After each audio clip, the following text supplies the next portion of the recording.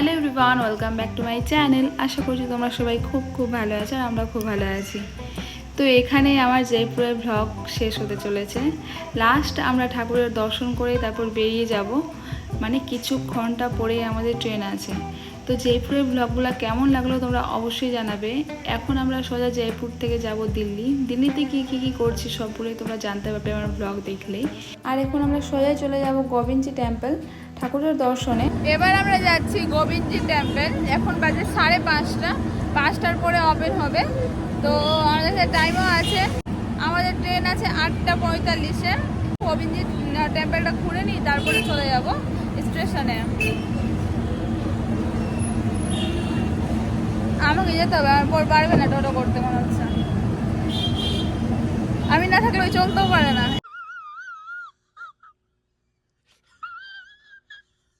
বললাম কি আমি না থাকলে তুমি চলতে পারবে না, কারণ সামনে দিয়ে টোটো চলে যাচ্ছে, ওই হাতও দেখায় না, কিছু করে না। এখন যেটাই বলবে সেটাই আমি চলে যাবে, আমাকে এখন বার্গেনিং করতে হবে। গাইস, এবার আমার পরটা ঠকায়নি কোনো টোটোওয়ালা, নাহলে আমাকে সব জায়গায় মাথা গলাতে হচ্ছে। আমার ঘুম পাচ্ছে, আমি না থাকলে চলতেই পারবো না রাস্তাতে। পেট ভরে খেলাম কিনা, ফিরে উঠে এবার ঘুম পাচ্ছে। 1 মিনিটও লাগলো না আসতে টোটো থেকে, বাট আমরা এই জন্যই হেঁটে আসলাম না, কারণ আমরা প্রচণ্ড ক্লান্ত হয়ে গেছি, পায়েও ব্যথা করছে হালকা হালকা। ওই জন্য আমরা টোটো নিলাম, 10 টাকা করে 20 টাকা নিল কাছে বলে। তো মন্দিরটা যাব, ঠাকুরের দর্শন করব।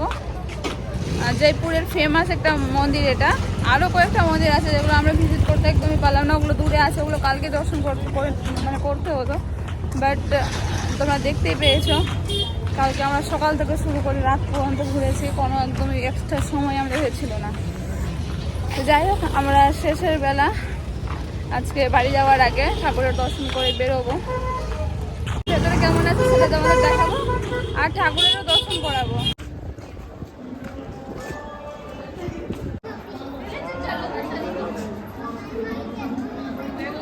আমরা এখন যাচ্ছি একটা কৃষ্ণ মন্দিরে, শ্রী গোবিন্দ ধাম টেম্পল বলে আছে নাম। তো এখানে ভালোই ব্যবস্থা করেছে অ্যাকচুয়ালি, এটা রৌদ্রের জন্য ব্যবস্থাটা করা, কারণ এখানে রৌদ্র প্রচুর। তো ওই জন্য উপরে একটা সেট টাইপের করা আছে, আর নিচে একটা কার্পেট টাইপের দেওয়া আছে। প্রচুর লোক, মানে এখনই আর কি 4-5টার দিকে বুঝি খোলে, তো এখনই ওই জন্য খুললো দ্বারটা, ওই জন্য সকলেই এখনই আসছে। এই মন্দিরটা বুঝি রাজার আমল থেকেই আছে।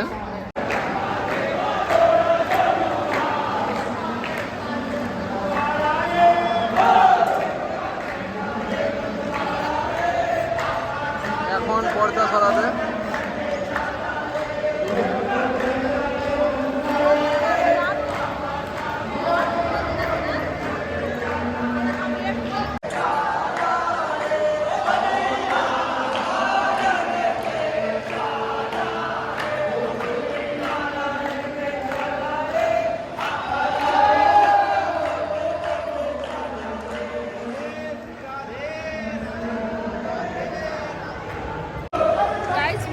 দেখতে পাচ্ছ কি সুন্দর আছে, দারুণ আছে, দারুণ কাজ আছে।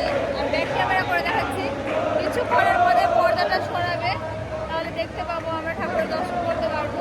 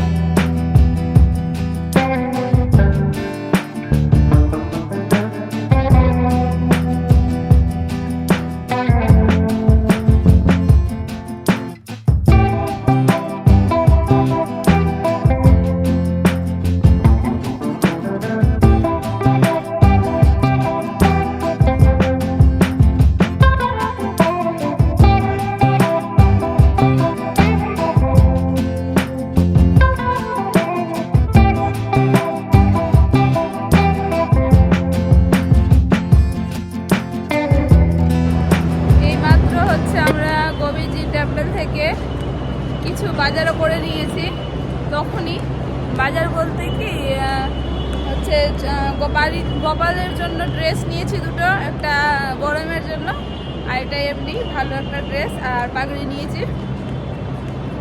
দিয়ে তারপরে এখন মেট্রোতে আসলাম। আমরা মন্দিরে প্রায় 1 ঘন্টা বসেছিলাম আর একটু আমি ঘুমিয়েও গেছি 15-20 মিনিটের মতো। এত ক্লান্ত হয়েছিলাম, তো এখন ঠিক লাগছে আমার, মানে এনার্জি চলে এসেছে। দিয়ে এখন যাচ্ছি আমরা রুমে। রুম থেকে আমরা আমাদের লাগেজ নিয়ে সোজা চলে যাব স্টেশনে। হোটেলে ভাবছি আগে চেঞ্জ করে নেব ড্রেসটা, কারণ সকাল থেকে এরকম ভাবে আছি, বিরক্ত লাগছে। আর এখন বাজে প্রায় 7:30, ট্রেন আছে 8:45-এ।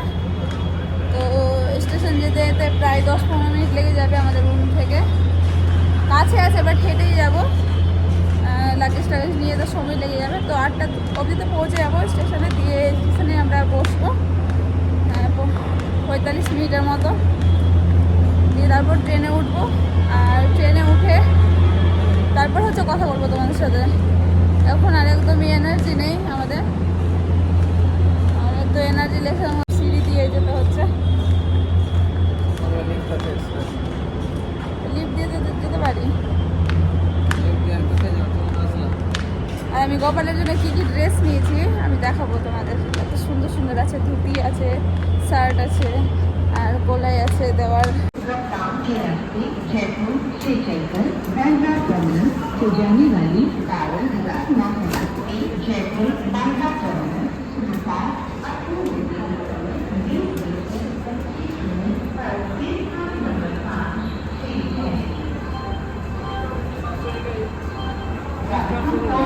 ভালো হচ্ছে, ভালো হচ্ছে।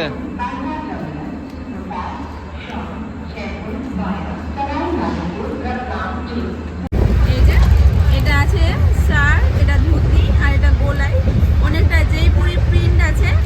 আর এটা একটা ড্রেস, গোপালের একটা ভালো ড্রেস। এটা তো গরমে পরার জন্য।